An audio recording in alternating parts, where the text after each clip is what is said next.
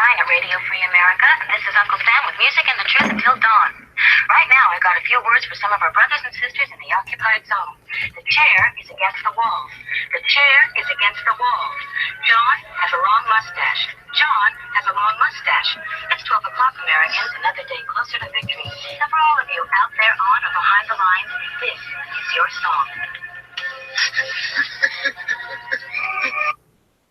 All right, welcome everybody to our daily gun show. We come to you live every day at 6 p.m. Eastern.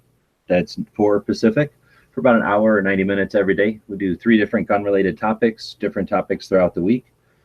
We run it live on YouTube, and we're simulcasting it at gunchannels.com, where we're watching the live conversation with people who are joining us live. Then we'll do the same on YouTube. We'll take the audio from the show and we'll post it on iTunes as a podcast. So we encourage anybody who might be listening to the show now or in the future to leave us some feedback on the platforms you listen to us on.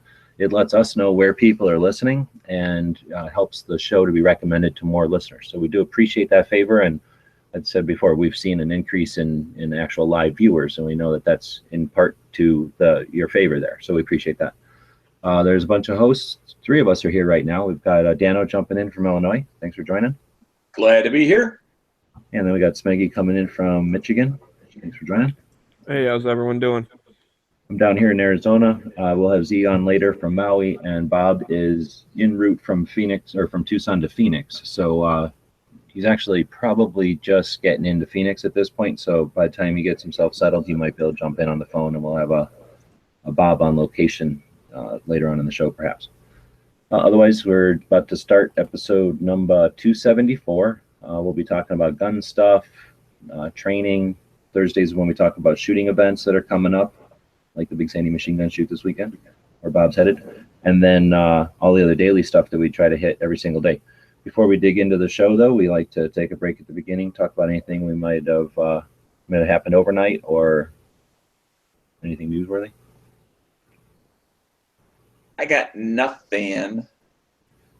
I did see something, posted something on Instagram, I thought, that was interesting.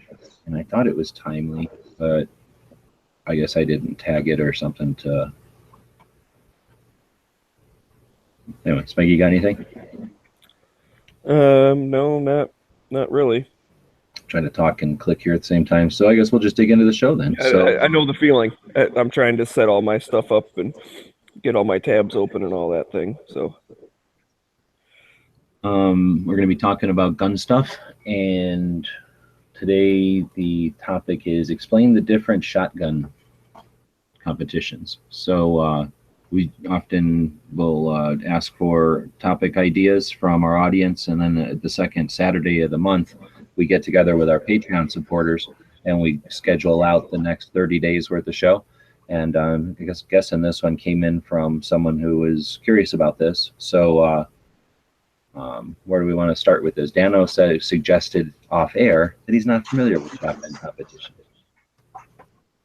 No, I'm not. I've shot clays with a friend of mine over the years, but I've never used shotgun in any other capacity. How about when you go to those ranges? I'm assuming you went to a range to shoot trap or skeet or whatever. When you go to a range, did you ever pay attention to like the turkey shoots? That's how I first got experience or first introduced to no. And that would be, I forget, maybe around Thanksgiving. I really don't remember. When I was a little kid, though, I know my uncle would go do these turkey shoots, and it was basically a bunch of guys would get together at the range, and I think it was coordinated through the range. They would shoot, and then the winner got one of them giant frozen turkeys, and that would hold a turkey shoot. So that was the first time I had any experience with it, and he was really good. So it was pretty common to bring home a turkey or whatever that way. So I always thought that was kind of neat.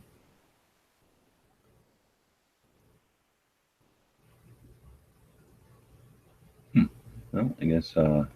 Yeah, sorry. Hey. Yeah, I mean, it's. I don't know necessarily specific like any, leagues or whatever by name, but most of the ranges that have shotgun shooting, whether it's trap, skeet, or sporting clays, will have some type of like local league or whatever that goes along with that. and has different competitions or whatever. So I don't know. I mean, are we going as basic as explaining what those ones are, or is most people familiar the difference between like trap and skeet? Well, why don't you go ahead, and give just a brief overview of each for those that might not be. All right. Well, basically, on trap is there are different positions around in a semicircle, and kind of like each stage you go, like you start at the one side and you shoot, I don't know, whatever, a couple times, and then you move to the next one, then you move to the next one. Like you kind of work your way around the circle.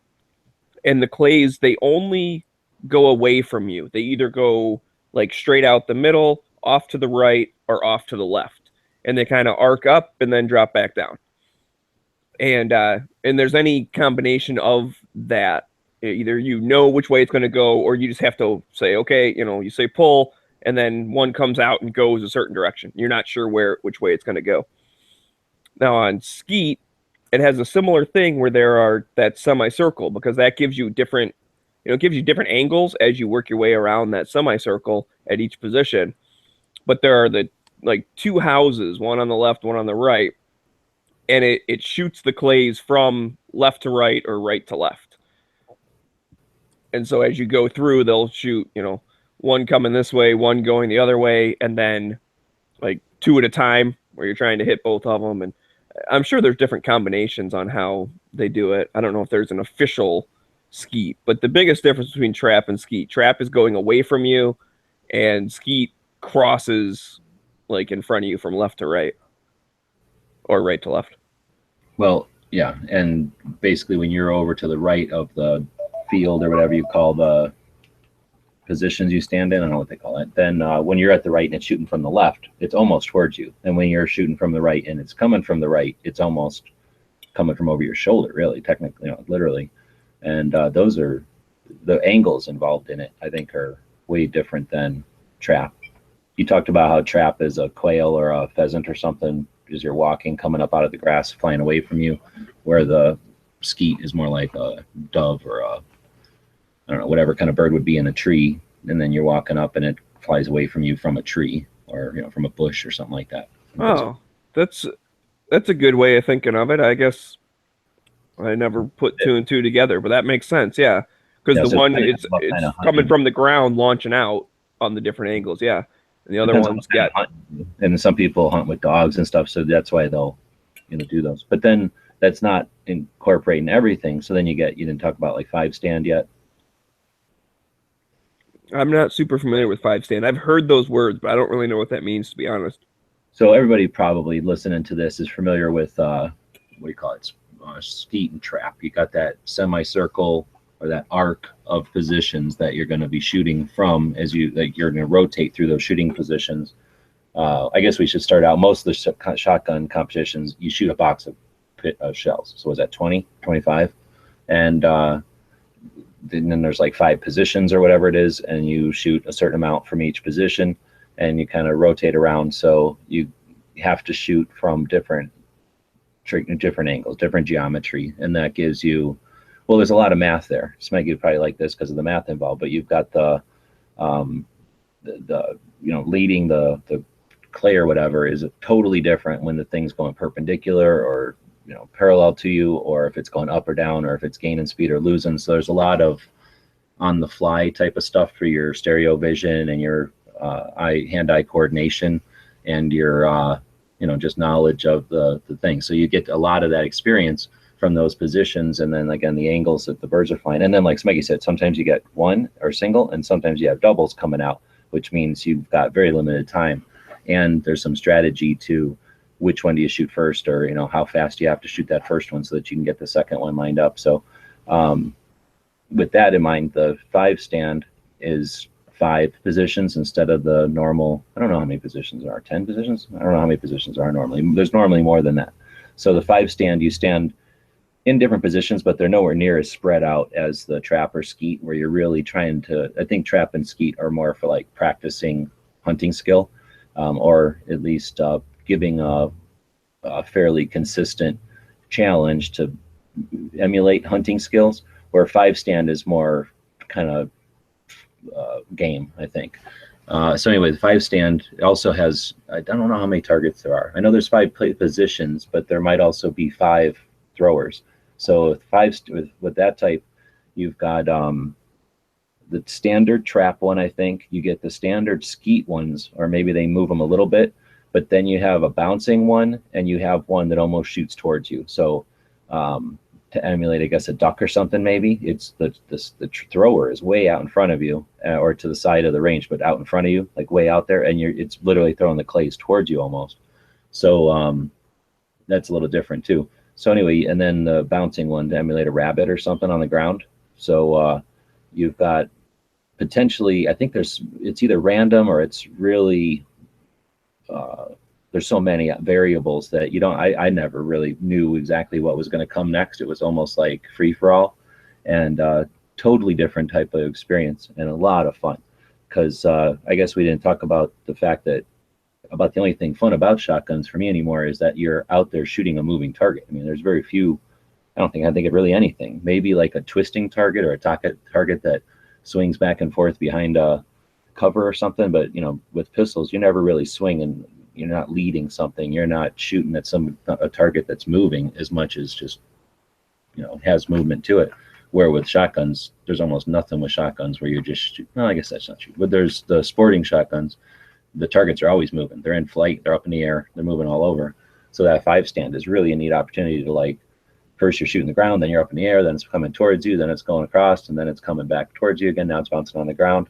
And if you don't pay attention like I do, or just didn't learn the rules, then it's really a surprise when they come up. I really find 5 stand fun to shoot. It's a little faster, so it can be a little more expensive from what I remember. You know, skeet takes a little while, especially if there's other people shooting with you. You've got to wait for each of them to shoot. And 5 stand's a lot quicker, so you know you can get through more games or whatever. So let me ask another follow-on question here. So how do in 3-gun, how do they use the shotgun? Well, that's a totally different one. Let's talk about that in a second because we still got some sporting ones to talk about. Oh, okay.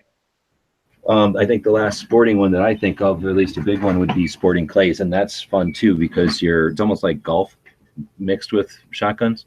So typically you're going to have the stations or whatever are going to be quite spread out, and you walk between them. Sometimes using a golf cart or something if you're got a bunch of old people shooting, and maybe the first one will be a target shooting away from you. The second one might be kind of like skeet except without towers. So one coming from the side or one coming from the, you know, off behind you or something. But basically they'll stagger and they'll change. And most of the places I've shot sporting clays, they'll go out throughout the season or throughout the, I don't know how periodically they'll go out and screw with them so that you don't get accustomed to what's at each station. Like they'll change them up. And shotguns are kind of neat because they don't shoot anywhere near as far as a rifle or even a pistol. So like for our range, it's an Olympic style range, Tucson Trap and Skeet.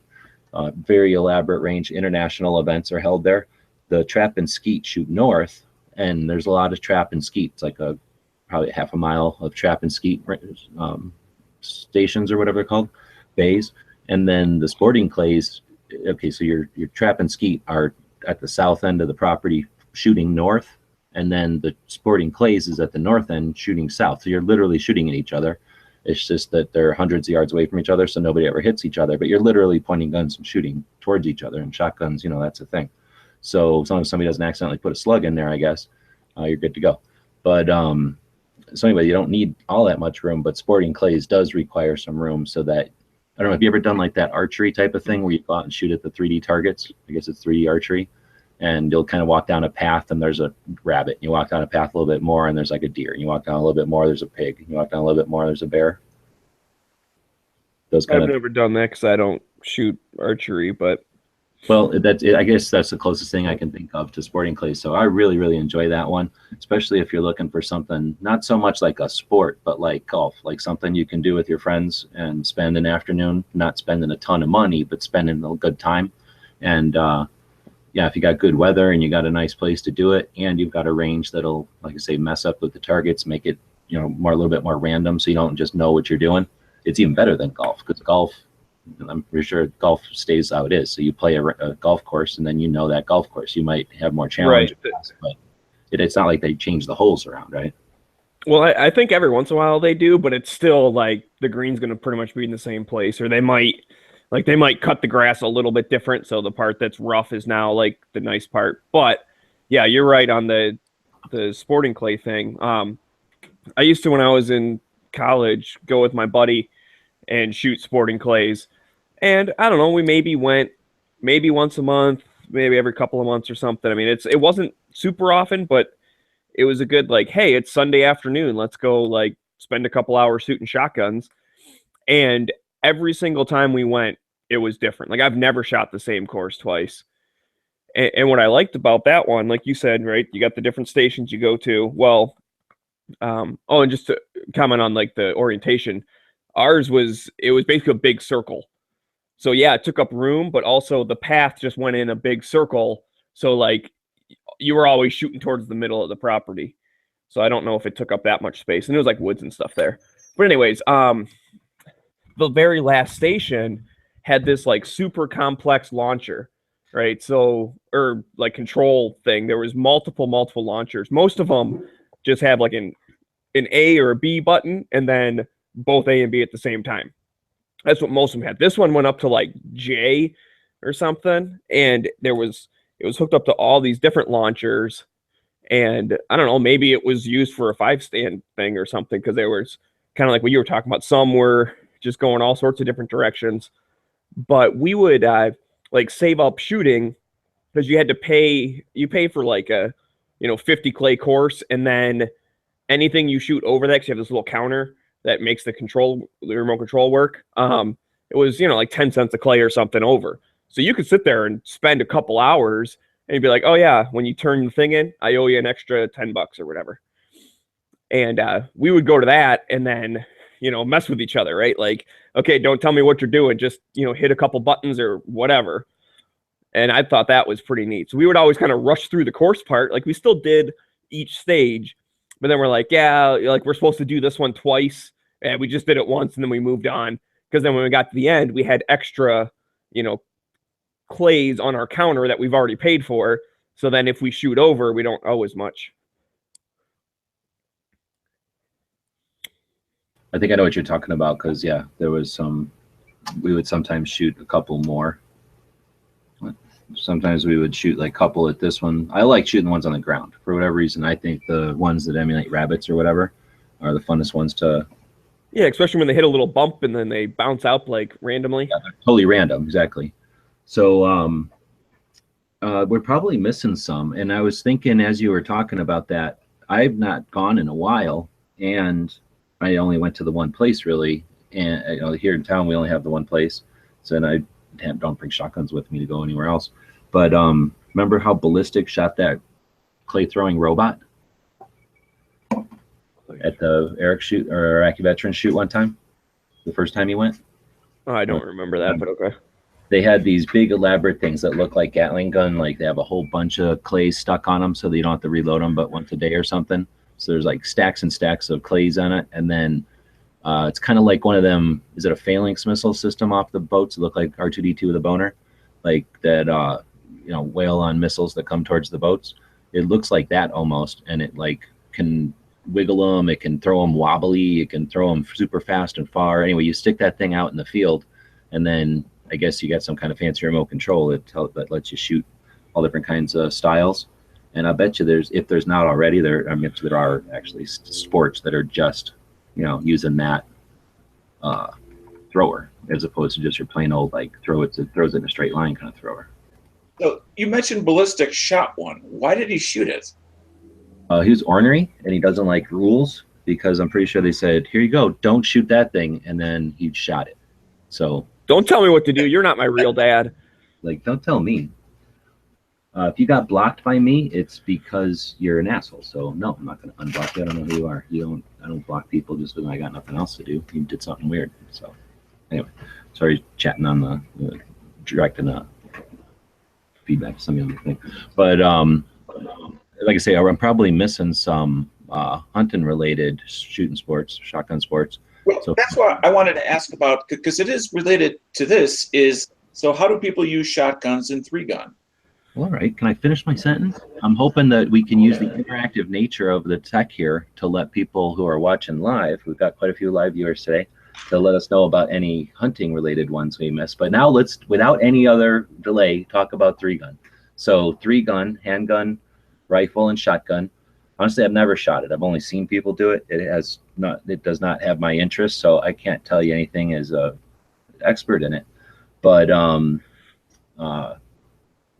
I don't know. You're asking how do they use it? Usually there's steels and paper. Just the shotgun portion. That's all. Just the shotgun portion. Well, here, I just couldn't tell you. Are they shooting at clays? Are they? I never shot it, so I'm trying to describe it. But if you'd like to in the middle of what I'm trying to say more, then it's longer to say this. I'm pulling a Bob. Loud. So there's usually at a 3-gun match, steel targets and paper targets, and sometimes like a Texas Star or like a, what they call the line of plates or whatever, plate rack.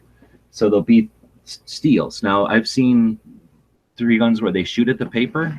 I guess maybe they use you all right? They use slugs for that. I don't know, but I think mostly they shoot them at the steels. Now, I don't know. I watched that, what's his face? Canoe Reeves do the shoot for that movie, and it looks to me like he's shooting pistol, shooting rifle, and then shooting shotgun all in the same bay at like the same kind of targets. So I've seen that style. I guess we haven't talked about SAS, but I've seen that SAS style where you shoot your handguns over here, you shoot your rifles over here, and then you shoot your shotguns over here. But I think a lot of times, just from watching, they will shoot their shotguns in, at the same type of targets as the rifles and pistols. Of course, if you got a target that can handle rifles getting shot at it, then I'm assuming the shotgun ain't gonna be nothing. Yeah, and that's I have seen some stages where you'll shoot like a steel target or something, and that triggers a clay to come up into the air.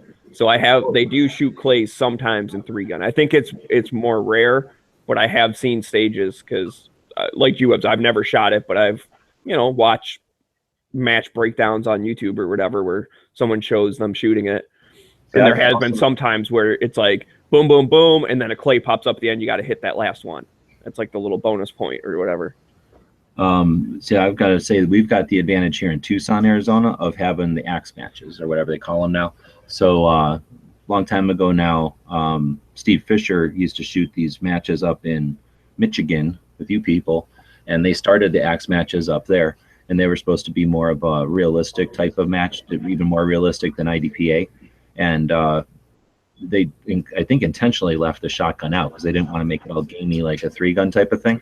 And then some of the guys invited Steve out here to do some training, and I think right around then, Steve introduced them to Axe, or they were introduced to Steve through Axe, the American Confederation of Tactical Shooters, ACTS, and it was designed to be a more realistic type of scenarios for shooting competition. And they had rifle and pistol, but they left the shotgun out of it, and I've always enjoyed that. I wouldn't like 3-gun anywhere near as much as I enjoy those axe matches. I wish I could attend them more. We have a bunch of videos up from back in the day, but I'm pretty sure what's the guys from Forgotten Weapons and In Range shoot those. I mean, they basically run the matches now, so they've probably got lots of videos up. You guys can, if you don't already know what I'm talking about, you can check it out. Oh, I've seen those where I guess I never knew that's what they were, but a lot of times they would do it when, like, I'm dressed up like a World War II like German guy, so he has like a German gun and a German handgun, and yeah, Carl will always shoot him in like a lot of times he'll shoot it with like obscure stuff. But anyway, we've had that advantage of not having the shotgun stuff. But I think that, like you're saying, there's those where you shoot the steel and then the weight of the steel hitting wings like a clay up in the air, and then they can shoot that. I have no idea how that relates to like defense stuff, but I guess potentially a target could appear and you'd have to have a follow-up shot or something. Well, I mean, it could be a burglar releasing his attack falcon. So that's a good point, yeah. Falconry is alive and well. So I was thinking, like, you shoot at a guy and he slips and he drops his gun up in the air, like he flips up in the air, and then you shoot the gun out of the air so he can't grab it back. Did we really go to attack Falcons? I'm just saying, you don't know what's going to happen. It's good to prepare I for guess everything. not. That is a point. I don't know for sure what's going to happen.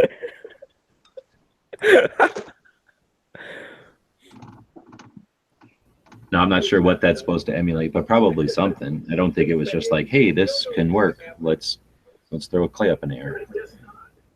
Well, and it might be for something, or 3-gun is pretty gamey. I mean, yeah, it's kind of tactics and whatever, but it's more about, okay, let's get some points and whatever. So it just makes the sport a little more entertaining if there's something like different to do. So that could be why they toss it in there, like, oh, we can do this, so that sounds fun. So just to tie it all back to explain the different shotgun competitions, the other one that I can think of that another style that I guess I can think of that we haven't addressed yet is the SAS. So you got your cowboy action shooting, you got your horseback. I'm pretty sure they shoot shotguns off the horseback, and then in the whatever the different types of bay type of shooting is. So and they have the pumps and they have the levers, I guess technically, and they have just the coach guns. Depending on, I know almost nothing about that except for occasional, seeing an occasional video.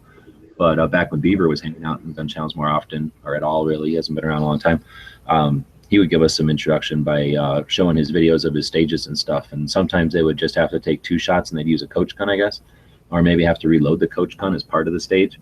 And then he used a pump, I think, an old 87 or whatever pump. And man, those guys they can slam fire, right? You can hold the trigger down and then pump it, and it basically every time you slam forward with your pump, it shoots. So you can shoot the shotgun as fast as you can cycle the pump. And I mean, those guys can knock down, and they obviously can aim and everything. So they're putting deliberate shots down range at it's super fast speeds. It's really neat. Needs to watch. I don't know if it'd be neat to get beat by them all the time because they're good at it, but certainly fun to watch. They dress up like the period, whatever you call that, like clothes and stuff.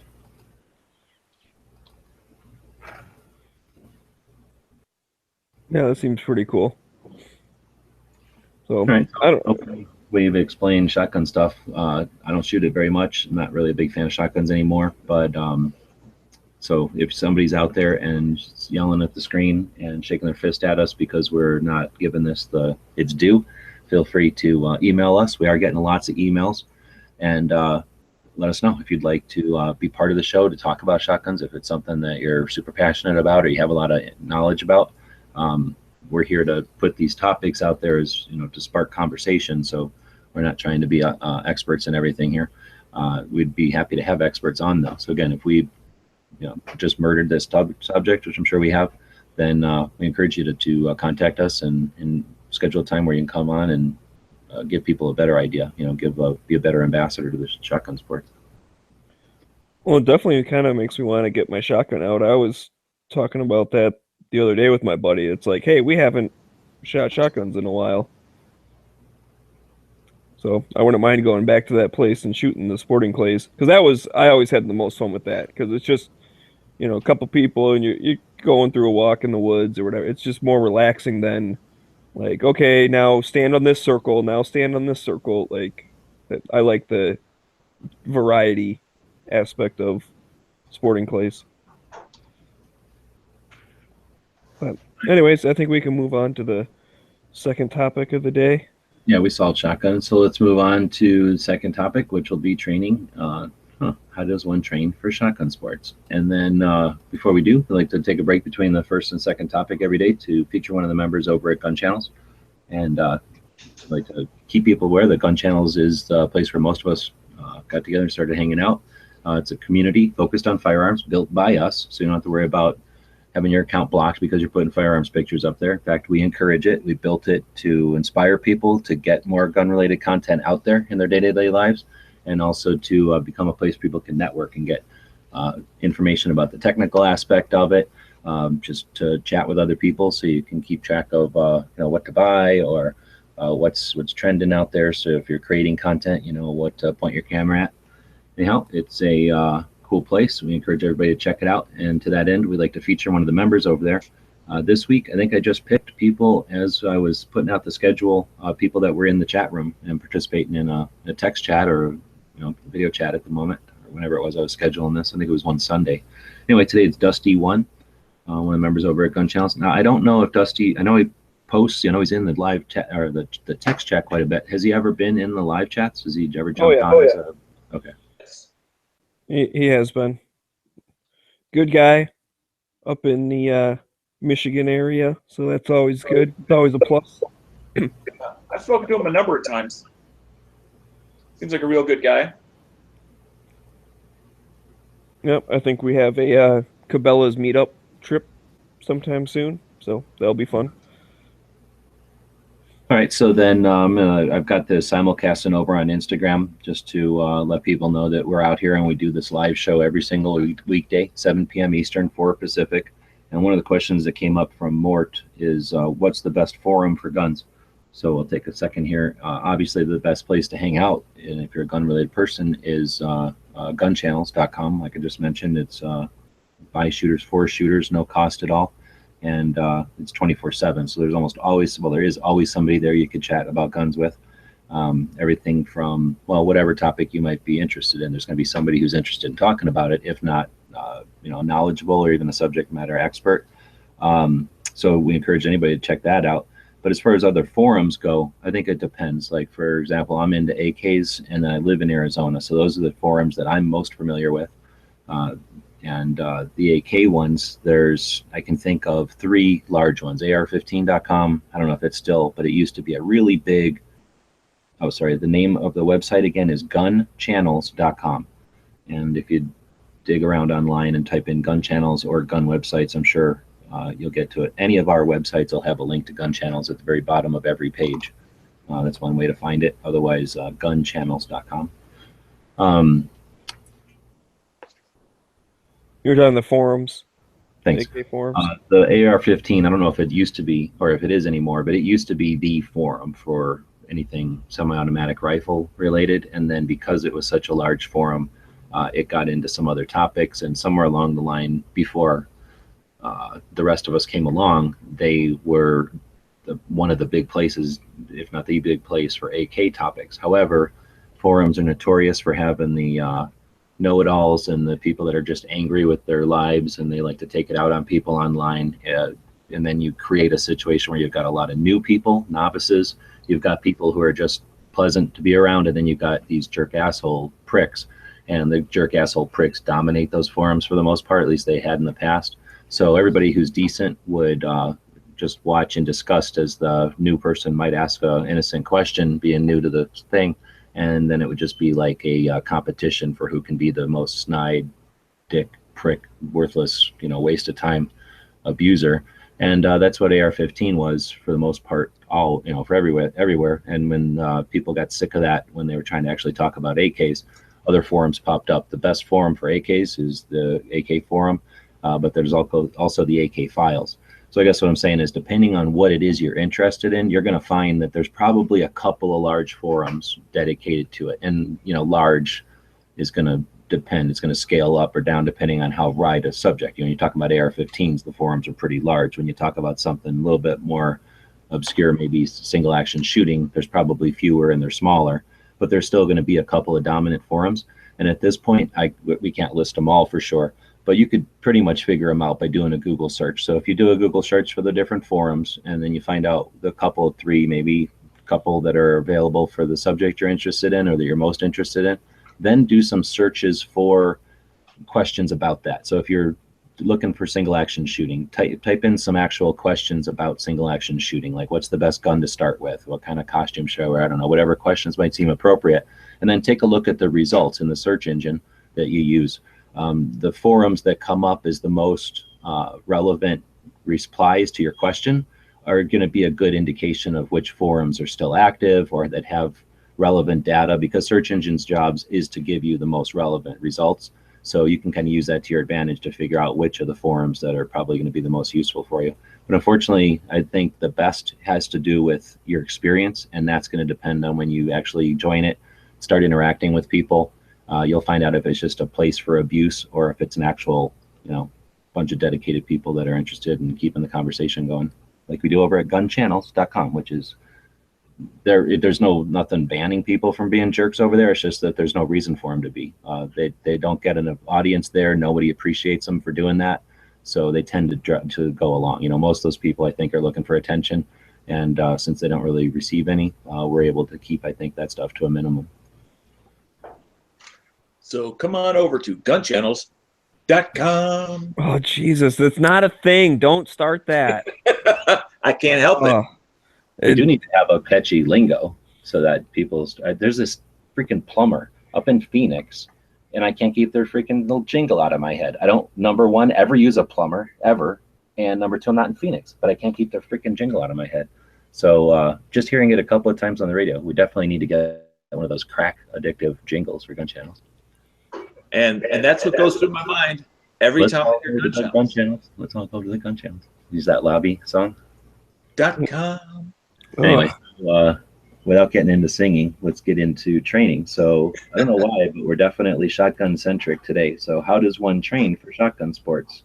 Imagine number one would be do whatever research, find out if it's even available. And I got to assume there's places in the country that are like in the voids between shotgun areas, or I should say shotgun ranges, I guess. You know what I mean? So you might be wanting to train, but find out that it's 2 hours in either direction to get to the closest place to do something with it. So make sure that it's something you can do, and then go there, right? And I mean, that's weak answer, I guess, but go get advice from people that do it, unless you guys have more specific advice. Well, I have a little bit. So one of the biggest thing with shotguns that if someone's new to it, especially if they're shooting other stuff and then get into shotguns, is they're always trying to aim at the clay. Like I think most people understand, like, oh, I'm supposed to lead it a little bit, but they still will like point the shotgun at the thing and then move over a little, like maybe this is it. And with that kind of stuff, the best thing to do is really, keep a constant movement. Like you don't slow down, you don't stop when you think you're at the right place. You don't you just start from one side and kind of swing through the target and pull the trigger like as you're coming through it. And that's just like instinct almost. I mean, I guess there might be some mathematics. If it's so far away and it's going this fast, then you have to leave at least 6 inches of lead time or whatever. But the biggest thing is getting out there and doing it, because then you'll start to get in your brain like, okay, when it's going this specific speed or whatever, like I said, you're not really figuring out at that time, but your brain knows like, oh, this is that one shot. Like I should be this far ahead of it when I pull the trigger. So you just kind of know what it looks like is, okay, when the barrel's here and the target's going to be 6 inches to the left, that's when I pull the trigger, like, or whatever, So but that's all practice. I mean, the best way to train on that one, I mean, I guess you could kind of dry fire for shotgun, but really the best thing to do is just go out and wail on a couple hundred clays. Well, and that does bring up an interesting point. Is I know, at least I shouldn't say I know. I believe Laserlight has come up with a training device for shotguns. Are you talking about the laser with the spread on it? Yeah. Now, I don't know what sort of a target that you would use with that. I don't think it's so much training, because it's like on off. You know what I mean? It's like it's not the kind like when you pull the trigger, it blinks on or whatever. So I don't know if it's, because I guess what you're talking about, if you had it on your shotgun and you could pull the trigger and it would flash on, you might be able to get an idea if you were on target, right? You'd know from that little ring of LEDs or lasers if you hit what you're pointing at. But when you have, I don't know, maybe you could just hold it up there and push your thumb when you think you got it in the right spot, and then verify if it was. Yeah, I'm not sure. I was aware of the laser thing they had. I didn't know if they had a target for that thing or not, or how exactly it was. No, I don't think so. It's mostly just a site. It's not in their catalog of like trainers, I don't think. Okay.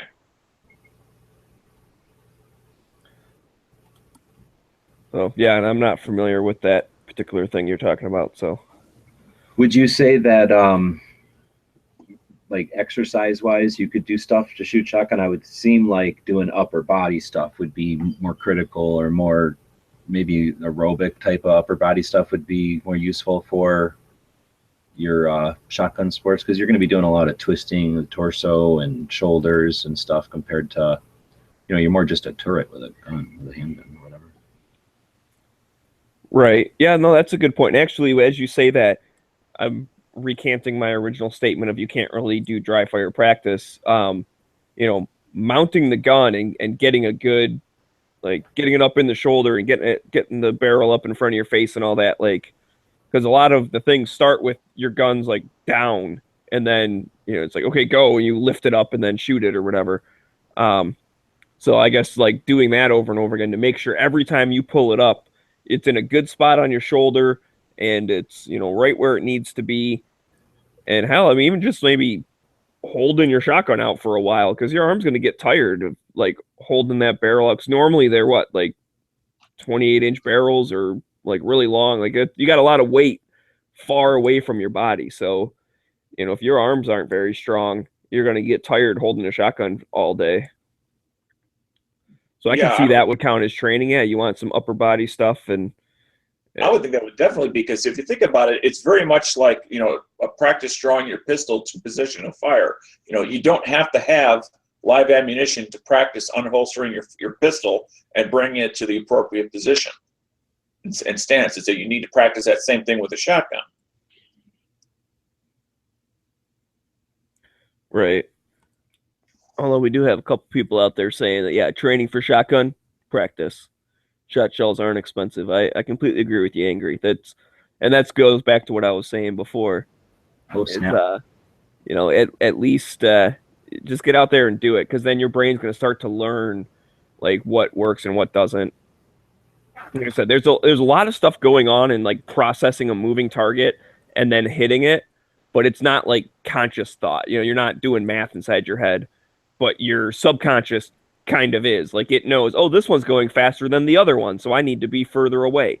And the more you're experienced with it, the more you're just gonna know. It just feels right to shoot over here instead of waiting a second and shooting further over or whatever. You know, Vroom on the YouTube side says that you're going to need a vest, and that's a good point. Like, this is one of the times when you would need like a vest. I guess you could get a modified windbreaker, but to hold the shotgun shells, I find a vest like super useful. It's kind of like fishing. If you've got one of them things, it seems silly, but it makes like life so much easier when you can just have all your shit right there. So I like to have the, you know, the shotgun vest will normally have like the little elastic or something to put shells in. And yeah, sure, you're shooting 25 rounds, but sometimes there's a glitch or something, and now you're like, you need 2 more extra rounds or something. Like you need another round, and now you're going to be off, or you got to have them in your pocket or something. So having just like 3 or 4 on the vest there, you know, to fill in if something happens with the machine and you shoot one and they're going to let you reshoot it, you know, so you don't have to walk back to your gear to get a shotgun shell. And if you're going to be doing something like sporting clays where you're walking around, having those vests, usually they give you they're like for hunting / shooting. So you've got like the place where you put your dead bird at. You can throw like a box of shells in there, or they have like a pocket big enough. A lot of times they'll have a pocket big enough to put a box of shells right in them.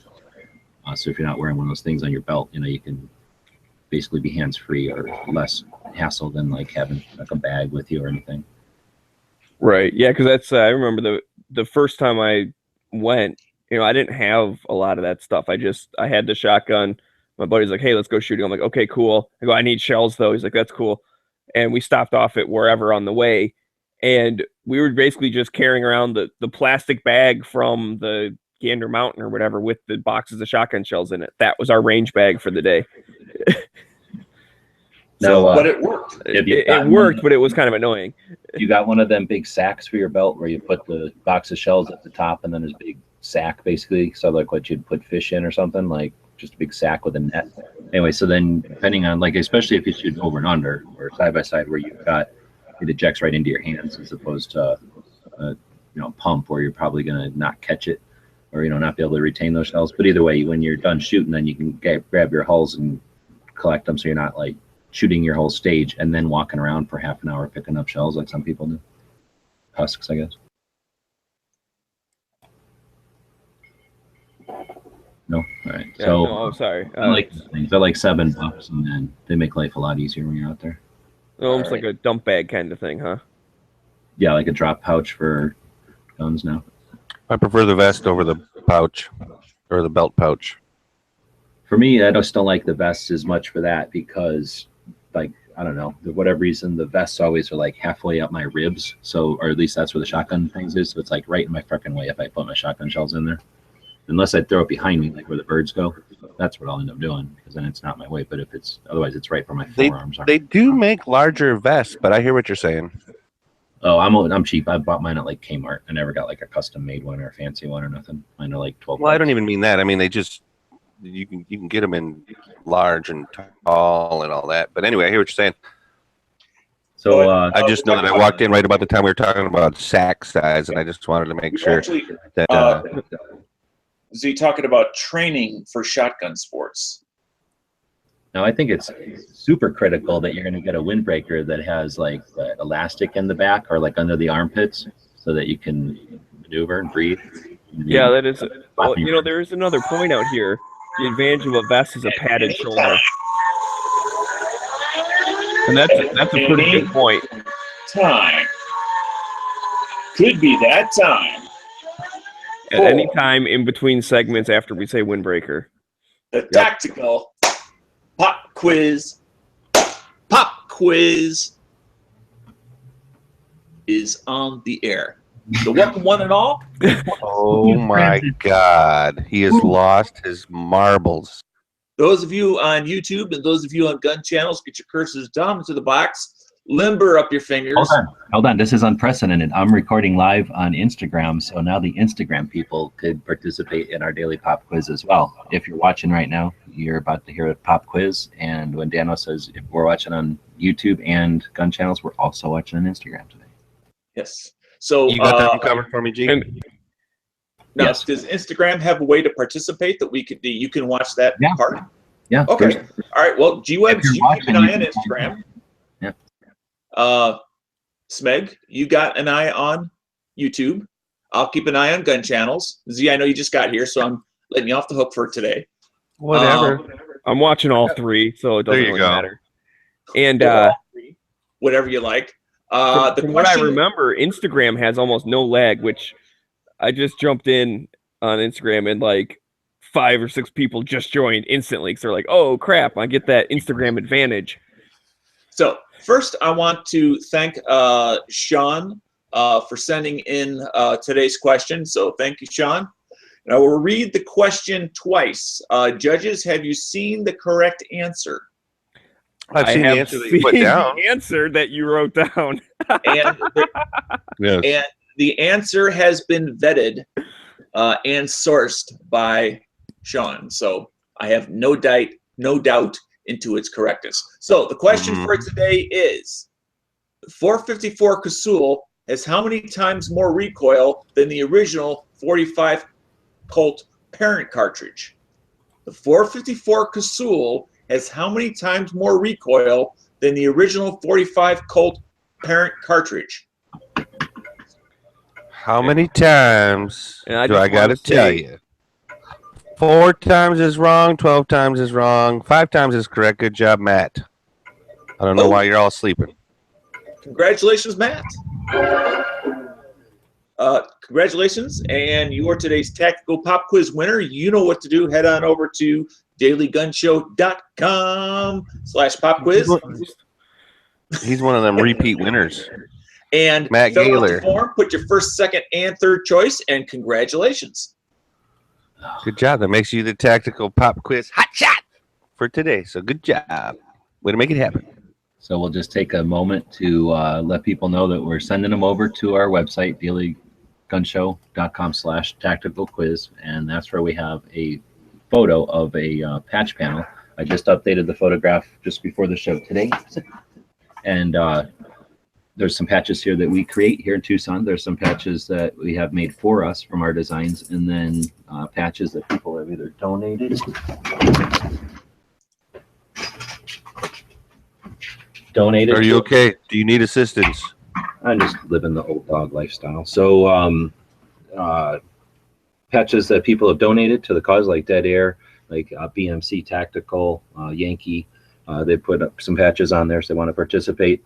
And then Bob and I will buy them when we go to gun shows and stuff. So we've got this patch panel, and the people that watch us live are able to participate in this daily pop quiz every day. So thanks, Daniel, for doing that. Thanks for the people who help send in questions and answers, and thanks to all the people who participate in the show live and who have a chance to win. I guess I was also going to say that every couple of weeks or so, we'll like to. I'd wait every couple of weeks or so to send them out, mainly because it's a task, to sort them all out. But we've never needed to go to the third choice. In fact, I'll probably take the third choice off of there. We've only a few times needed to go to the first choice, or the second choice. We almost always send out their first choice. But I did want to do a little bit of auditing or accounting here real quick.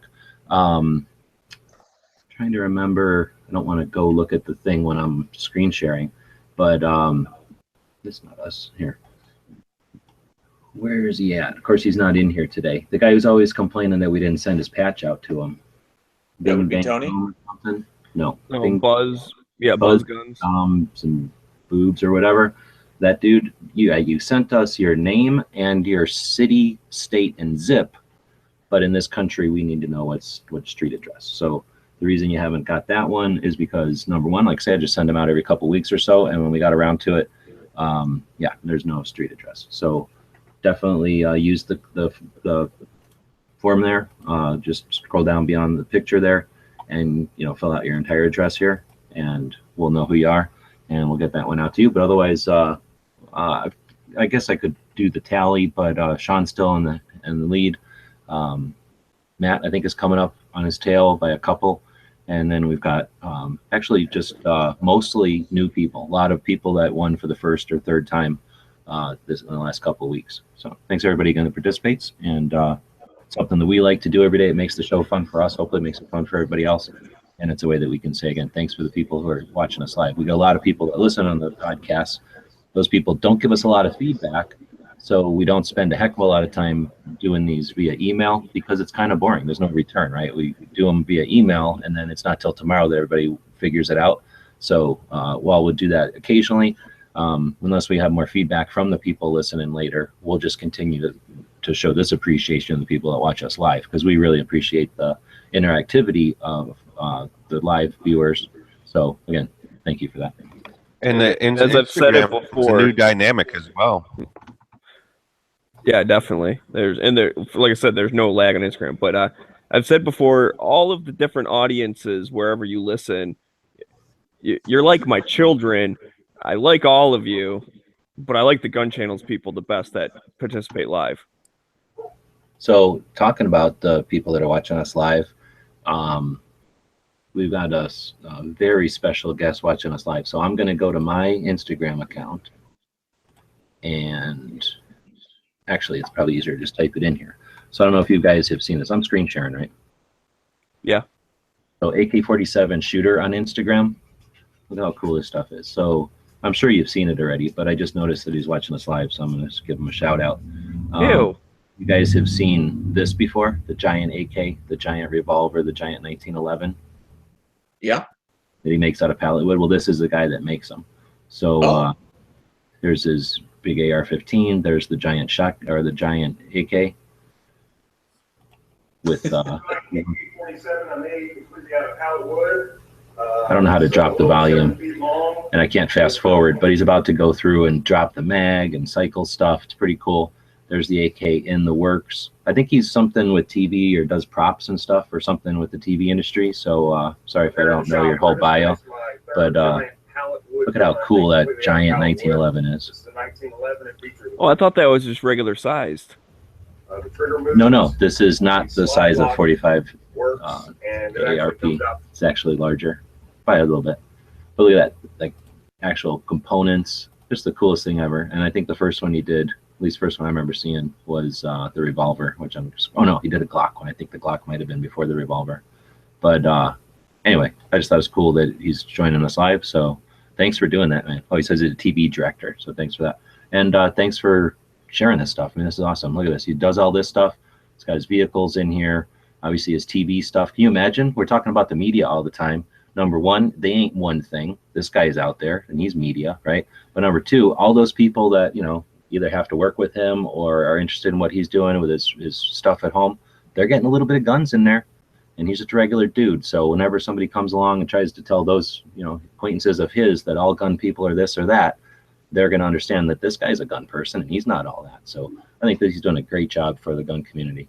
He doesn't pay us, but I feel like it was worth addressing that. So thanks for letting me take the time to do that. Yeah, it's very cool. I'm gonna check him out right now. Give him a follow. Oh, I should have. I'll throw his link out there so everybody who's on the IG can give him a follow. It's AK-47 shooter though, just as it sounds. All right. Well, so that was the tactical pop quiz. It happens every single day. We do a tactical pop quiz. It could happen at any time, although it almost always happens when we start talking about windbreakers. If you haven't figured that out, and then let's consider AK Shooter our IG of the segment of the day then. Okay. And of course, we normally look over at Instagram and look at who's been using the hashtag Daily Gun Show because we like to encourage people to use it. It'll help get more people watching the show, so we appreciate that. I'm in here now, and then so instead of doing that today, we'll consider that our Instagram portion. If I can hit rewind just for a moment, and Smiggy and I were talking the other day off air, maybe in a different chat, about possibly having the tactical pop quiz literally at the right smack dab after the intro to the show, just to throw people off that it can literally be any time.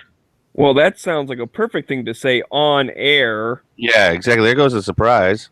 Especially if you plan to do it, that takes away the spontaneity, but I hear you. Won't be tomorrow, but or maybe it will. Dun, dun, dun. No. And when that note, I'll go back to my corner and be shamed. I feel like I'm Bobby Ewing in the shower right as Pam walks in the door. I don't know what's going on. Dano did start a new hashtag today. What was it? Shout it down. I don't remember. Oh, I thought it was crusty old fart, but what is it, Dano? Dano was getting shouted down by Moon earlier today. Moon was. Well, now did he earn it or did he not? I got there for the end when Moon started attacking him. All right. Well, because Moon's not normally one to just bulldog somebody. Normally. All right. So I forget what we're going into now. We'll do some daily stuff. So I'm going to suggest we'll do gun movie. Yeah. Dano's still here. So Dano does have to book here in a minute. Go make the donuts. But every day we like to feature a gun-related movie, maybe something you haven't seen in a while, or if you're a youngin', you ain't seen nothing good yet. So I'm pretty sure everybody who's listening to this has seen this one before. Predators. Anyone? I couldn't tell if that was a 2 in front of it or what was going on. That's just those numbers are because whoever sent us these in an email numbered them, and I just. Oh, okay. I got you. So this is the one with. This is the last one, I think, right? Where they're the dude with the big nose, and he's not normally known for being a tough guy, and yet the guy from King Kong. Tough guy. He's the guy from King Kong. That's how I know him. He's the he's the writer from King Kong, right? Yes, he is. Yeah. So that guy gets plucked up off of the Earth and dropped down on some fake planet, and then the aliens are hunting. Oh, it's a real planet. Come on now, wait a minute. It's a real planet. Earth. It's not a real planet because it's. I thought it was just an environment to do their hunt. I thought it was just like it's another planet. It just happens to be Earth-like. But I mean, that's what I mean. I mean, they just took an uninhabited planet and they put all their victims on it, and then they hunt them whenever they feel like it. It's not like it was their planet and they brought them home. It's like just some random planet that they use for hunting. Think of it as a game preserve planet, except the whole planet is a game preserve. Yeah. Sit down. This was one of those ones, where it's like I almost refused to watch it because of some of the people that were in it. And then when I actually did watch it, I'm like, it had a few shortcomings in some of the story stuff, but it had enough different things going on where the people that were like, they're all bad guys or convicts or murderers or assassins or just, they were all bad people, right? That was the pretense for the people to be shipped to this planet, right? So I thought it was cool seeing the predator hunting dog. Is that what you would call that? Was pretty cool. There definitely had to be, and everybody kind of had their own little thing. Like the one guy had the AA-12, another person had like decent caliber sniper rifle, another one had like handguns or whatever, and so like everybody kind of had. I think didn't one dude have a sword? Like they all kind of had their own each individual like personality, and that was like the link to like the firearm or weapon that they had to be able to use. So I did like it that it was different enough. I didn't realize, and I don't know if this is spoiler territory or not, when they had one of their own in the encampment, one of their own predators. So there was some different stuff going on. There was enough different stuff going on that I thought it was pretty good. Okay, so now we're getting around. Sorry, I had to step away. We're getting back to the thumbs up or whatever. Yeah, can be. I'm gonna give it one thumb up. It was okay. I like Predator movies, but this is not one of my favorites. I didn't like it that much. But I'm giving it. Kind of liked it more than 2, sorta. Like, I mean, I like 2 because Gary Busey and Danny Glover are in it. I'll be honest with you. Yeah, I don't like 2 either, but I like 1, and I like the Alien versus Predators. Everybody hates those. I like those. I found those to be mildly entertaining. Just the story sucked, but the fact that it's Alien versus Predator, I thought was cool. So, yeah, I'm kind of with you on that, G. I will give it 1 thumbs up as well. I mean, it's stick like, on to me, it's worth watching. Train, but it's like it's worth the watch, but like if you got something else you're gonna do, like do that. You know what I mean? Like it's worth watching at least once, because I have talked to other people and they just can't get enough of it. It's like, oh, it was more realistic or more this or more updated or more that, and a whole lot of bloody. And I'm like, yeah, whatever. You weren't around when the first one came out, so you just don't even know. But yeah, Predators. And there's supposed to be another one coming out, I believe, actually. I think they can make Predators forever, right? Because it's a costume. So no, I mean they're going to make a sequel to Predators. Oh, really? Yeah, I think it's going to be along in that timeline type of stuff. But whatever, if they don't use the same ones, same people or whatever, it could still be good. Yeah, it's an opportunity to make it good, right? So they can fuck it up and then make a better one. So. Yep. And that was kind of the whole thing, I mean, Predators came out years after, like what, a decade and a half or more after Predator 2. Yeah, that's true. Which kind of sank the thing, and then like you said, Alien versus Predator 1 and 2, or Requiem, whatever, however they do that. That kind of brought it back at least to, social consciousness kind of a thing. So I don't know. Like I said, it was okay. It's a 1 thumb. Definitely worth watching once at least to see if you like it or not. And again, if they do make a what do you call it? A sequel, I'll be down to check it out because, like you said, I think that the character of the Predator is a great idea, and it's not necessarily a bad guy, even though it's usually portrayed as the bad guy. If you know what I mean.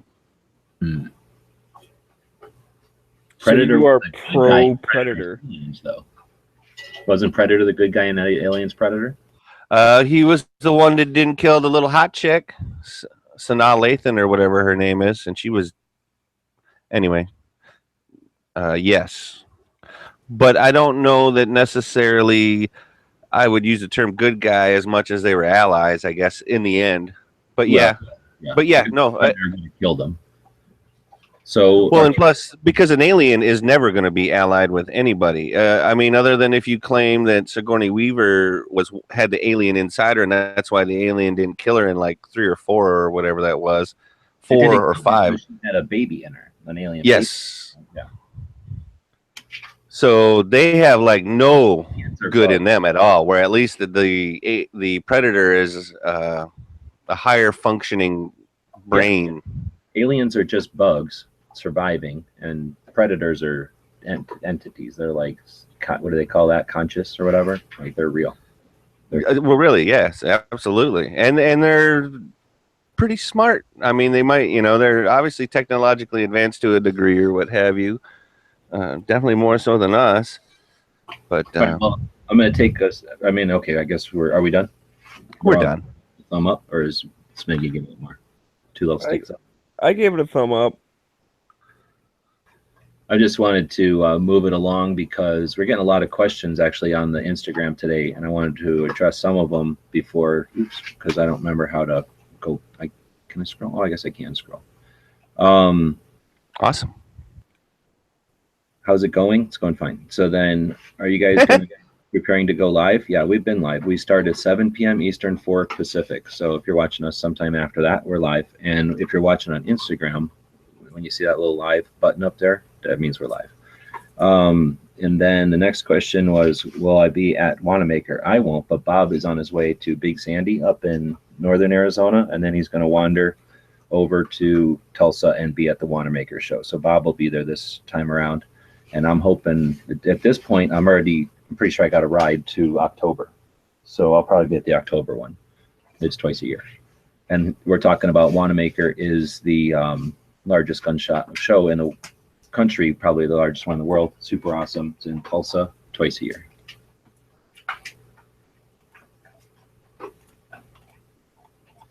I guess that's it. I just saw some coming up and I didn't realize I could scroll. So now I know I can scroll over there. So anyway, thanks for people watching on There's Instagram. no other questions on the Instagram, G-Webs? No, I thought they were questions, but I just saw stuff going by.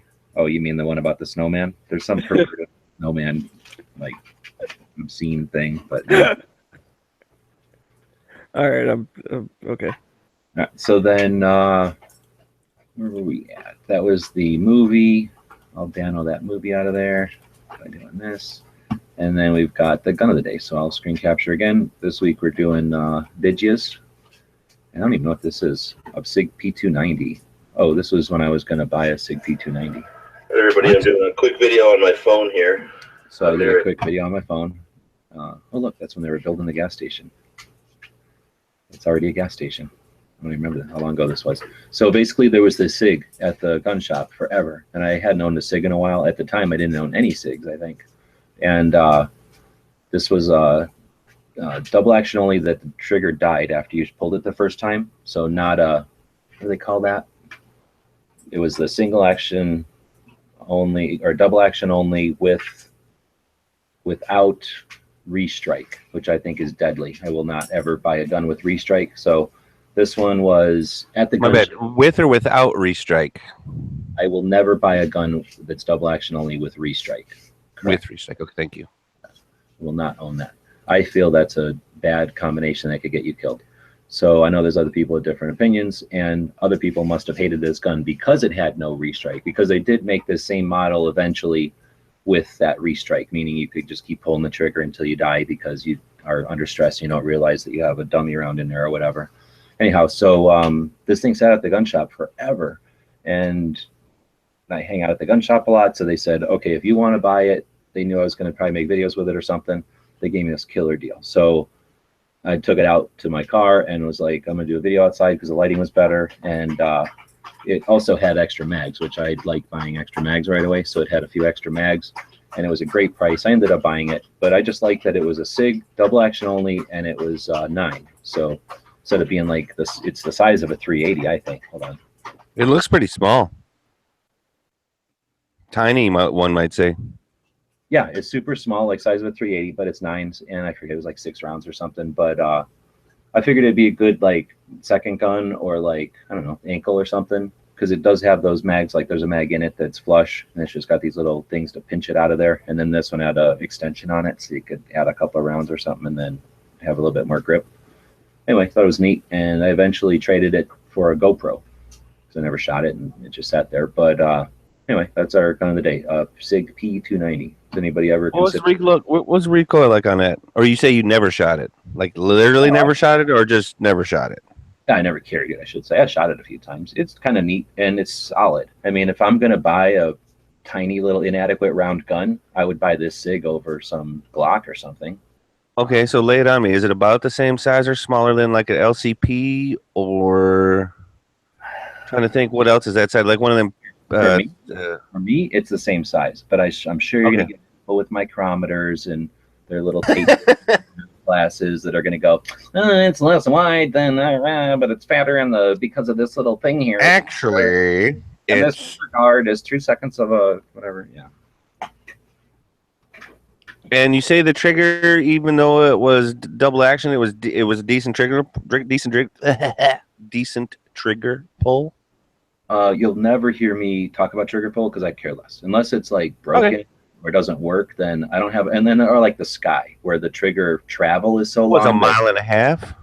Well, my big fat finger would not let it reset. Like, so if the trigger does not work physically for me, then I'll talk about it. But otherwise, it's a double action. So as long as it works, then I was fine with it. So I don't remember it being a problem.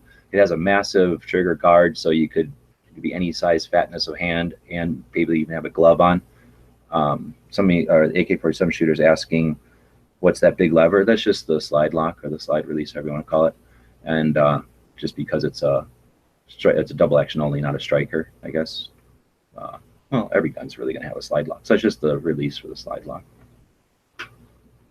And it was pretty thick. I mean, I guess they could have done that a little smoother for a carry gun. Well, that's probably also the takedown lever then too. Yes, it doubles as both. Oh yeah, I'm sure it does. Yeah. Super solid though. This polymer is super strong, and it's not all dumb like a Ruger. How Ruger was like, oh good, we can steal Kel-Tec's design, so let's make it all kind of ergonomic, and they just went crazy. They added, like, they took the ergonomic level up to 12 when this is more like it's 7 where it needs to be. So it's got enough plastic to make it super rigid and strong, and it's a Sig, so it's well made. And look at that line. I mean, it's just perfect. A lot of times with polymer guns, they get all sloppy because they don't. Mr. DB Cooper is of the mindset that it's probably the size of the G43. He does not seem to believe that it's the same size as a LCP, and he might be right. Because that LCP is pretty small. It's the same size gun, in my opinion. So again, people are going to get a ruler out, and I have no idea. But it's not a 19. It's clearly 6, but and it ain't a 17 or something. So, I mean, like I say, I don't consider these practical. If you're going to go this small, get a revolver. I think I'm more and more going towards that. But if for some reason you want a tedious little tiny gun and an inadequate caliber, then go nuts with this one, I guess. It just looks so cute sitting there in the box. Dude, it is. And it's a really nice, I think it's a sharp looking gun. And like I say, it's hard to deny how nice SIGs are. They are well-made little guns. And the mags were nice and strong. I wanted to like it. I really did. But I don't know that I've ever really heard you respond about SIGs like that. And I'm not saying that you ever really talk down about SIGs or anything like that. I just don't know that I've ever heard you say the words, I like they look or whatever. That's new insight from. All right. So anyway, I don't know if anybody owned one, or I'll look at the chats. Well, yeah, okay. No, okay. He says LCP 380 is the smallest 380. Yes, but that's a 9mm, so technically it would have to be the LCP 9 is what we would be comparing. The smallest 380, or is the car 380 the smallest 380? Because I'm pretty sure the car is the smallest 380. At least the car is the smallest, cool-looking 380. I can't. Oh, and we do have a question. Was that a single or a double stack? Single. I think it looked like a single. Yeah, it's narrow. I can't stand to look at LCP. I think it's the dumbest looking gun out there. How is this supposed to work? I'm gonna see if I can do this while I'm on this screen. Well then, do you have any SIGs in your collection, Mr. Schmeggy? I do not have any SIGs. My dad has a couple SIGs. Got a Mosquito, I know that. He does have a Mosquito, which is not recommended. It's just picky on ammo and blah, blah, blah. And I guess, like, people all say, like, well, it's a different company making it, but, like, they try and excuse SIG because it's like it's a different company making it. It's like, well, you know what then? Don't stamp your name on it. If you want to say you stand for quality, don't stamp your name on something that's annoying. I put the flaming bag of dog shit on their porch, bro. You know what I mean? So like, drop it right at their feet. It's not an excuse. However, he also has a Oh my God, what the hell is it? The big ass full size one. Like a 226 or something? Yeah, Or? yeah. Because P226 nut. He has the Right. new one though. It's not like a old original one, but yeah, he just picked up a 226, which that thing's pretty cool. I always thought well, I shouldn't say always. They only came out with it a couple of years ago, but I thought that the 227 was an interesting. It's not a double stack. It's not a single stack. It's a stack and a half, and it's 45, and it comes in a round count that I could technically have here. So, Snap. oh, Sorry, I'm reading the YouTube side, and we're talking about doing the gun channel story time, and they brought up Good Guys Blood 9mm. oh. Dude, yeah, we might need to do that. Or I shouldn't say we might need to do. We do need to do that. Yep, I put it in for April 10th. We talk about the Blood 9. All right, so I guess Smeggy and I were just talking a little bit more about SIGs in general. That's all. All right, so that's the gun of the day. Then they'll take us to the event. So we'll head over to Gun Channels. On the main page of Gun Channels, if you scroll down a little bit, you go over there. Don't have to be logged in. You're going to find the upcoming event segment of the, I guess, layout. And or you can go to the top of any page on Gun Channels. Go under Resources. There's the firearms calendar there, and that's where you can get even more in-depth calendar. Plus, you can, if you're logged in, you can add events to the calendar, and we always encourage people to do so. One of the things that it's important for shooters is to be out there and network with each other, meet new people, share their stuff with the world, again, so that people out there aren't as unknowledgeable or unaccustomed to having gun stuff in their day-to-day lives. So I think it's critical to have these firearms-related events put out there. We've had multiple instances now of successful people finding out about events, people networking, getting to meet each other at these events and sharing them and whatnot. So it's a big feature of Gun Channel, so we spend a segment of the show each week talking about it. The most recent one we have coming up is the Big Sandy machine gun shoot here in Arizona. I talked earlier, Bob's on his way up there. We think that Catch from Finland is going, but he's done absolutely no attempt at communicating with any of us, so we don't even know if he's in the United States. But if he is, last we heard he was going to be heading out there as well. Anyway, that's a giant machine gun shoot that's been going on for decades, and it's a bunch of people that own and like to shoot machine guns together. They go out to this private property out in the middle of the desert. As the crow flies, it's about halfway between Vegas and Phoenix, and it's just basically nowhere. And that means they can be as loud as they want. They literally shoot machine guns at dynamite and the kind of fireworks you would throw up in the air, like the aerial type of fireworks. It's just it's insane, and it's awesome. And anyone can go out there as a spectator and spend the entire weekend out there for $25. It's got to be the best value and the most awesome experience on the planet that I've experienced, at least at this point. And highly recommend anyone who's got a chance to get out to it at some point. Then the weekend after that is the April 1st, and that's the world's largest gun show in Tulsa that we talked about earlier. That happens twice a year, and it's coming up in a week or so. Depending on who shows up at that, we sometimes have a Gun Channels get together. So if somebody is interested in meeting up with Biker Bob, he'll be there with his pup and spending a few days looking at the museum and whatnot. Let's see. Then we have the Knob Creek machine gun shoot. Always is around the same time as Big Sandy. So it's April 7th. That's in Kentucky. It's near St. Louis, I think. And that's another one that's been going on for decades. It's a lot more established and easier to get to. So it's a lot easier to travel to. It's a lot easier to have accommodations and whatnot. So it's a lot more conducive to spectators. I think there's more rentals there as well. But also, obviously another one that most people have heard about. So it's a big deal, and it's something you probably want to experience if you're interested in that kind of thing. Might be a little easier to get to being in the middle of the country too. The weekend after that, April 12th, there's a big international cartridge show. So ammunition collectors get together, and the big gun show for them, or the big get together for cartridge collectors, is in St. Louis in April. I think a couple of weeks after that, towards the end of April 27th, will be the NRA annual meeting and exhibits, which is basically the NRA show, we call it. It's all the stuff that goes to SHOT Show and the other big trade shows, the same booths, the same people, the same guns. minus all the weird Velcro and people that sell leather to boot stores and stuff like that, or boot manufacturers. They take all the weird stuff that's behind the scenes and they don't show up, but all the manufacturers and all the places and all the events and stuff show up at the NRA show. Something I keep forgetting to talk about. Forget what it was, but something like 20% of the floor space at the NRA show is dedicated to nonprofits, to clubs, to collectors clubs, and that kind of thing. So there's a big presence for people who are into collecting. So some of them that come to mind are like the Civil War people that create and maintain like collections of the old ordnance and firearms and uniforms and stuff. That stuff's pretty neat to experience, especially from the people that are really into it. There's the Thompson Collectors Club. They have a really awesome display that they set up every year at NRA, and it walks you through with real life examples the evolution of the Thompson machine gun. And it's a cool thing because so many of the Thompsons were pre-86. A lot of the full auto Thompsons are in private hands, so that's an interesting thing to talk to those collectors, because they have full auto guns that are transferable and are also cost more than most cars and RVs, really. The Glock collectors are there, which is neat.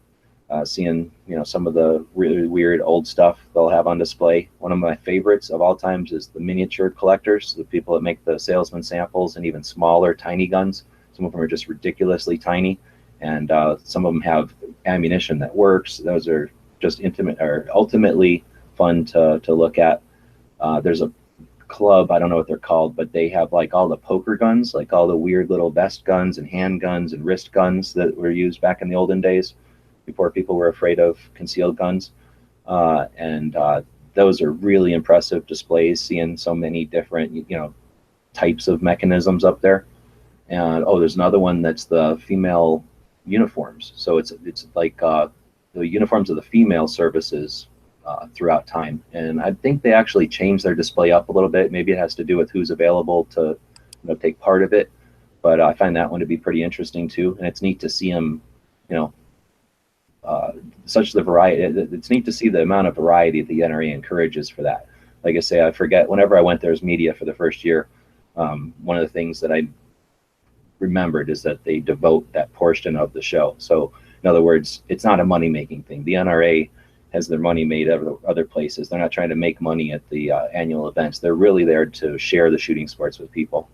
Of course, you're going to see all the shooting sports represented as well. Everything from Olympic down to stuff that you can, like laser light, stuff that you can literally play, have fun with at your own home and stuff. So great show to go to. Anybody who's a member of the NRA can get in for free. If you are creating your own content, it's a little late now, but maybe for next year, consider getting a media pass. You don't really need it. Anybody can take pictures at the NRA show for the most part, but the media pass will give you access to the room upstairs. And it's a great way to get your feet wet being media. So if being media seems like something you'd like to do, but you'd have no idea how to get into it, the NRA show is a perfect place to get your first credentials. And then you can use that to get to SHOT Show and other places, because now you're established media. You've got established credentials. So NRA is doing a great job with that show this year. I don't know if I mentioned it's in Atlanta. DB Cooper's out there in the YouTube side, and he's offered to let anyone who wants to stay at his place for free. So he has the top floor of one of the biggest buildings in Atlanta, and it's just him and his tiny little dog. So I think he just rage quit, actually. I don't know that offer is still available. No, I'm pretty sure it's still available. I don't want to speak for him, but yeah, anybody who wants to stay for free at his place, just stop by. You don't even have to call him first or nothing. You can just stop by. You ain't making it past the door, man. I'm going to tell you right now. No, just tell him Ed, you'll get in. No, see, that might work. Night Strike's asking, can we get a Gun Channels table at the NRA? Dude, that sounds like a freaking awesome plan. I mean, it's too late for this year. Does anybody know where it's going to be next year? I hope it comes out west again finally. But wow, that would be a really cool thing to shoot for. So let's find out if other people are interested in making that happen, and let's make that happen. That'd be pretty cool. We're still digging through the... we might just take one over. There's going to be enough of us there this year. We'll just pick on one of them, dehydrated food companies. Be like, get your shit out of here. This is our spot now. Yeah, everybody's concealed carrying, bro. I don't know that that's such a good idea. They might return fire. here's the way to do it. There's going to be some company there that's like selling 9mm bullets or something, right? And they probably don't. They've got weak bladder, so they're going to always have to be going to the bathroom. So what we'll say is like, hey, you want me to watch your booth for a minute while you go to the bathroom again? No problem. And then when they come back, we'll have taken it over. It'll be the gun show. I would like to say that I approve DB Cooper's answer on the YouTube side. All right. So then seems like he's almost hostile to that idea, but I must be misinterpreting the chat there. Sometimes it's tough in a text to get the real meaning. Anyhow, the feeling of it, right? Where it's coming from. This almost sounded negative, but I don't think so. So the next thing coming up is also in Atlanta, and that'll be Blade Show. Even though blades aren't guns, blade or knife rights follow hand in hand with gun rights. So obviously a lot of people EDC and whatnot. So the Blade Show might be interesting. Happens every year in Atlanta. From what I understand, it's about the size of a gun show, but all knife related. So it's all the major knife manufacturers will show up, and custom builders, and then I think I don't know if there's like stuff for, like, I've been to knife shows where they sell like blade blanks and the materials for handles. I don't know if they get into all that or not, but I know it's definitely a place, if you are a big fan of knives, to meet and check out your favorite designers and their whatever they got coming, or a chance to get maybe something unique. Again, that's in Atlanta, so same offer. If you want to plan on that, DB will put you up for nothing. So something to consider. Then we got Outdoor Retailer coming up in July. I don't know where that one is, so you have to check out the calendar. I'm not clicking on it. And then did Smeggy put this TriggerCon in here? I did put that in there. I don't know a lot about it. I just saw it on Instagram one day. Right on. So yeah, you don't have to necessarily be affiliated with these things. If you know of it and it seems like something you want to help get the word out about, it's one of the reasons we built Gun Channels. Just head over to the calendar. Like I say, you can find that at the top of any page on Gun Channels. Click on resources, and one of the items there is the calendar. When you click on that, there'll be a button there about halfway down that says add new event, and feel free to do so. Let everybody know about these different things that are going on. And I would just like to reiterate, I know I do all the time, but I'm doing it again, so you guys can listen to it again. Put in, like, a local gun show that maybe you're going to or something. There is a spot, like, there's different categories, whether it's trade show or gun show or blah, blah, blah, whatever. And, put those in there. Maybe there might be some people in your area that are going to go also, or maybe you guys can meet up or something. So it doesn't have to be just these nationwide, like, oh, man, it's a huge SHOT Show or NRA show or whatever. You can put in local stuff. I mean, it's still an event. So a little earlier in the show, before Z got here, we were talking about a jingle. Dano, I think he was trying, either he had a seizure or he was trying to do a Gun Channels or a Daily Gun Show jingle. And I think that we have figured out what our jingle will be here. It's necessary to a free state. Beats the right of the people to keep and bear arms. Shall not be infringed. Shall not be infringed. Shall not be infringed. And if you listened yesterday, you'll know that version 2.0 of that song was played at the end of yesterday's show. Yep. I don't know anything about that. So you should listen to yesterday's show. We know. All right. So I think that's it. No, what are we missing? Yeah, that's it. We have nothing else on our schedule. We normally talk about a gun shop every day. We don't. Do we have one today? We don't have anything on the schedule. Somebody wants to throw one out there. We'll talk about it. We'll acknowledge that we usually talk about a gun shop every day, and sometimes we have a healthy tip, but I ain't got one today. So I know yesterday when we were trying to figure out a gun shop, I forget who it was, but someone was like, how come you didn't use mine from the emails? I don't know. We'll probably get to it. It's probably in there. No, we do get the emails. Here's the deal. We just don't have our shit together in the back end for any kind of a system to pull them over. So we do schedule the shows out a month in advance on the second Saturday of every month. And worst case scenario is we'll scoop up, we'll collect them all the emails at that point and incorporate them into the show schedule.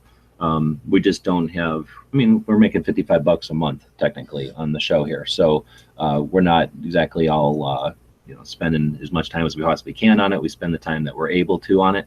And the emails are coming in. We do want to acknowledge and say thanks to the people that are sending in the emails. It's just that we don't have the time every day to add them to the show. And even if we did, since we're scheduled a month out, you might not, even if we add it to the next available slot, it might be a way out. Now, when we're talking about the gun shops specifically, we just haven't gone through and pulled the stuff from the email and put it into our schedule. But I don't know. I think I'm going to be driving tomorrow. I had to drive around yesterday. I just don't know if I'll have time, but maybe some of the other guys will do that. Or, like I say, we're not throwing them away. That's for sure. So we definitely want to encourage people to use our email address, dailygunshow@gmail.com, and just don't expect that you email us Monday and Thursday we're doing it, or even. Well, we got somebody that just threw it out there for us. They threw us a bone. If you want to use it. What's that? Over on the Gun Channel side, it was from Rupan. It's the, originalbobshootingrange.com. One of his favorite ones if you're ever in New Hampshire or Massachusetts area. And so he linked that to us over on the Gun Channels. So thank you. Thanks again. Yeah. So Smeggy was talking about the other day, trying to remember which one's Vermont and which one's New Hampshire. Vermont looks more like a V, and New Hampshire kind of looks like an N, like half of an N. So I think it's kind of neat. That just reminded me of it because they use their shape of their state in their logo there. Kind of neat. But when's the last time we had anything about New Hampshire? So that's kind of cool. Thanks for. I'm glad that we didn't have one scheduled because it's just one of those states I don't drive through it ever, so I don't really think about New Hampshire.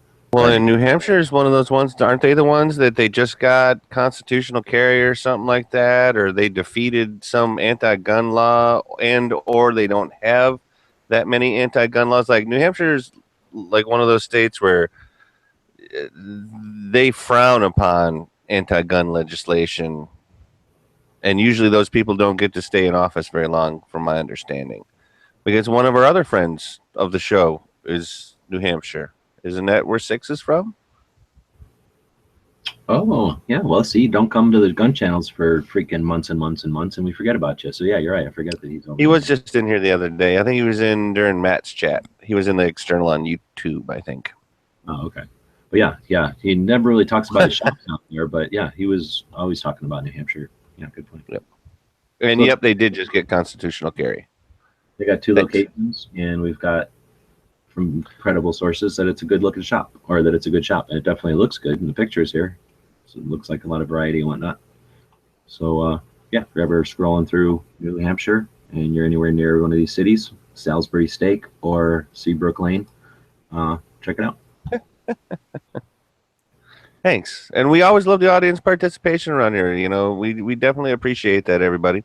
Whether you're on Instagram, YouTube, gun channels, Facebook, Twitter, what have you. We definitely appreciate the audience participation. We're trying to get that hashtag Daily Gun Show out there. If you ever get a chance, try and use it.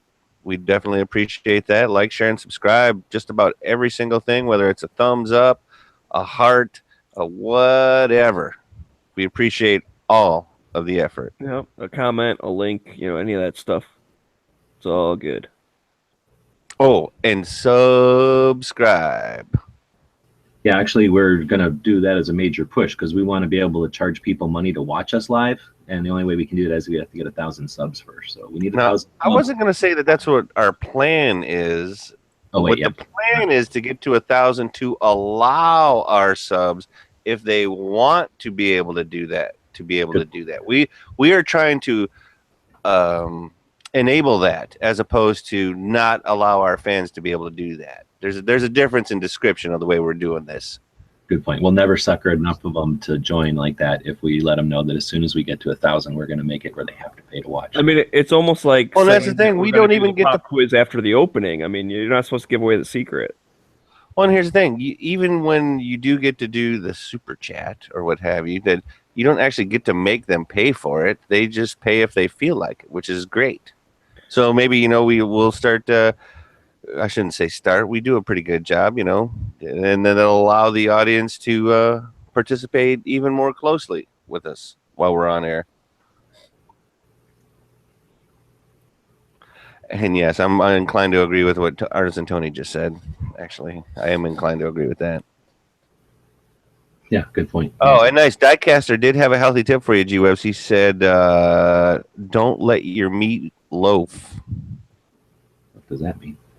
Yeah, what the hell? You're weird, dude. You're a Don't weird eat person. meatloaf? I can get behind that one. Don't eat meatloaf. That's your healthy tip of the day. There's no way to make meatloaf good. I disagree. Disagree, but okay. Gee, this ain't good idea, bad idea. So I hear you, man. done been said. All right, well, so that'll take us into what the hell's going on in gun channels today. So I think at this point I'm obligated to go into Yankees chat later. And then after that, I get to do the AK-47 podcast. So we'll be doing that tonight, whatever time Yankee show ends.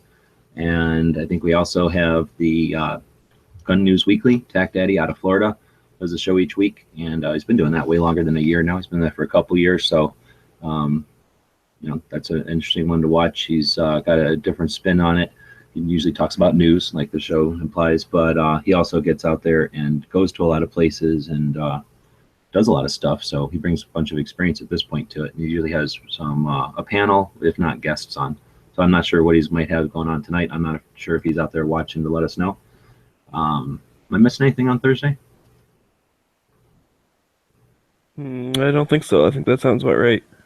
That means that if it's Yankees week, it's also Heavy's week. So tomorrow he can stay tuned to the how's he call it? The Heavy B experience. Friday night sights. He does. But I no, like the Heavy B experience. It's better. He changed it to the Heavy B channel, and I like Heavy B experience better. So, but he started doing it right after our old time. So we used to do the show earlier in the day, and he would do it right after us. So I think that means he's doing his show right before us. So technically, it's Gun Channels today. Anyway, so also Jimmy James is trying to make money, I guess. So he goes to a real job, and he's changed the early watch to Monday, Wednesdays, Fridays while he's on that new time thing. Tomorrow, because Bob's up there already, farting around in Phoenix. Jimmy's got to go clean up after him. Also, I'm going to try to drive up there so we can have a meeting of the minds. And I think Jimmy said he's going to run early watch a little bit earlier tomorrow than the normal time slot so that he could end it earlier so that we can all hang out before Bob has to book out of Phoenix to get to Big Sandy. And that means there's an opportunity for, it should work out actually. If early watch is a little bit earlier, it'll end, Heavy will start, and then we start, and then everybody can just go to bed or, you know, whatever. Well, then, you know, there's, you what is it? You can take the whole seat, but you only need the edge. Yep, I forgot about Edge. Edge will be on after that. So yeah, you could literally not even have to go to work tomorrow. You could just start watching TAC, then you watch Yankee, then you listen to the AK-47 podcast. We're gracious enough to run the podcast all through the night. So ours will last, you know, hours and hours and hours. Get done listening to the AK podcast, get yourself a cup of coffee, start listening to early watch, and then you got Heavy, then you got us again. So you don't even have to really turn off your computer. You can just stay on Gun Channels until this time tomorrow. Plug in and drop out, man. We'll be back with episode 275, same time tomorrow, 7 p.m. Eastern, 4 Pacific, and we'll see you then. Somebody else can be Bob. Oh, yes. I can do Bob. Excuse me. Never mind. This quote today is by Jeff Cooper. Owning a handgun doesn't make you armed any more than owning a guitar makes you a musician, which is a pretty good analogy. Definitely want to thank everybody out there. Be safe. Have a great day. Good evening. All that kind of stuff. Thanks and aloha. My phone died, so I'm having to wait for it to restart before I can do the end. Wait, are you close to the kit, Smegs? Oh man, that's all right. Hey man, if you're not, it's cool. It's cool. It's cool.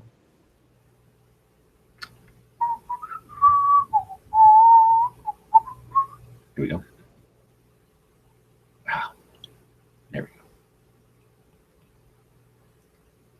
All right, now my phone's glitching. There we go. A bit of this. 2 of these. Click that out of there. Guys and gals of GunWebsites.com encourage you to take a CCW class every year, practice at least once a month, and carry every day. Thanks for watching GunWebsites.com.